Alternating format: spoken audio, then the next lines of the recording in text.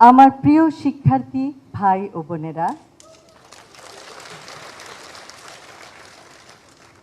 স্মৃতিবিজড়িত Dhaka medical college ও হাসপাতালের nurse, কর্মকর্তা, কর্মচারীবৃন্দ, সম্মানিত সুধী, আসসালামু আলাইকুম। আজ প্রথমেই শ্রদ্ধা ভরে স্মরণ করছি স্বাধীনতার ঘোষক শহীদ রাষ্ট্রপতি জিয়াউর রহমান ও গণতন্ত্রের মা আপসহীন দেশনেত্রী বেগম খালেদা জিয়াকে। বহুদিন ধরে একটি আর্তনাদ আমার কানে ধ্বনিত হয়। সেই আর্তনাদ একজন রোগীর পরিবারের সদস্যের। মস্তিষ্কে রক্তক্ষরণ হওয়ার সুষ্ঠু ডায়াগনোসিসে ব্যর্থ আমাদের ওয়ার্ডের সকলে, কারণ সিটি স্ক্যান মেশিন সেদিন অকেজো ছিল। শত প্রচেষ্টার পরও সেই ব্যক্তিকে বাঁচানো যায়নি। 3rd ইয়ার, 4th ইয়ার, 5th ইয়ারে, পরবর্তীতে ইন্টার্নশিপের সময় ঢাকা মেডিকেল কলেজ হাসপাতালে অনেক সময় দেখেছি, উপলব্ধি করেছি সেই অসহায়ত্ব।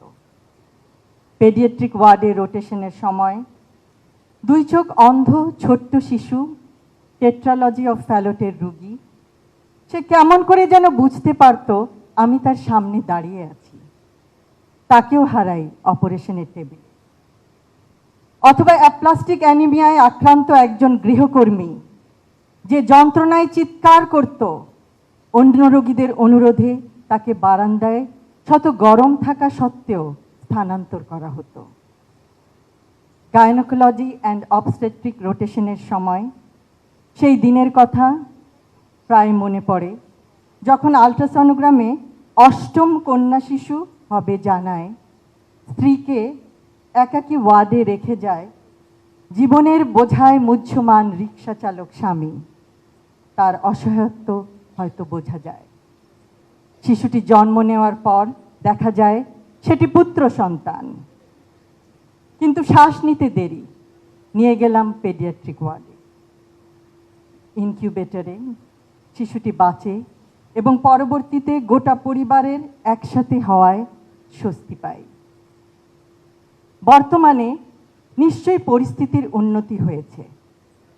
চাকুরি থেকে বরখাস্তের পর আর কখনো ঢাকা মেডিকেল কলেজ হাসপাতালে আসা হয়নি, কিন্তু আমরা চাই ঢাকা মেডিকেল কলেজ হাসপাতাল হোক একটি centre of excellence and compassion for patients in Bangladesh. একটি আশ্বস্ত করার বাক্য একটি ওষুধের মতো কাজ করে। চিকিৎসা বিজ্ঞানের ভিত্তি জ্ঞান হলেও চিকিৎসা পেশার প্রকৃত ভিত্তি মানবিকতা। চিকিৎসা বিজ্ঞানের অগ্রযাত্রা যতই প্রযুক্তি নির্ভর হোক না কেন, তার কেন্দ্রবিন্দুতে সবসময় মানুষই থাকবে। আগামী 20 বা 25 বছর পরে আমরা ঢাকা মেডিকেল কলেজকে দক্ষিণ এশিয়ার অন্যতম শ্রেষ্ঠ চিকিৎসা শিক্ষা, গবেষণা ও উদ্ভাবনের কেন্দ্র হিসেবে দেখতে চাই। ঢাকা মেডিকেল কলেজ হাসপাতালের আগামী অধ্যায়টি শুধু অতীতের গৌরবের ধারাবাহিকতা নয়, এটি হবে নতুন উদ্ভাবন, আন্তর্জাতিক সহযোগিতা, গবেষণায় উৎকর্ষ এবং মানবিক নেতৃত্বের এক নতুন অধ্যায়।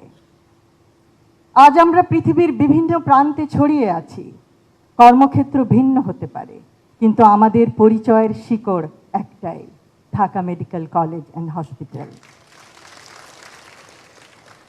এখন সময় এসেছে অ্যালামনাইকে শুধু স্মৃতির বন্ধনে নয়, দায়িত্বের বন্ধনে যুক্ত করার। একটি প্রতিষ্ঠানের প্রকৃত শক্তি তার অবকাঠামোতে নয়, তার মানুষের মধ্যে।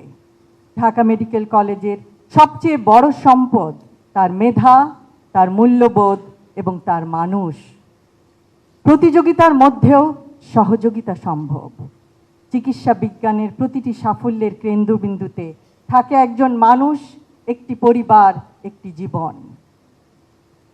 পরিশেষে আজ 81তম ডিএমসি ডে 2026-এ অংশগ্রহণ করতে পেরে আমি অত্যন্ত আনন্দিত। Together we carry the legacy.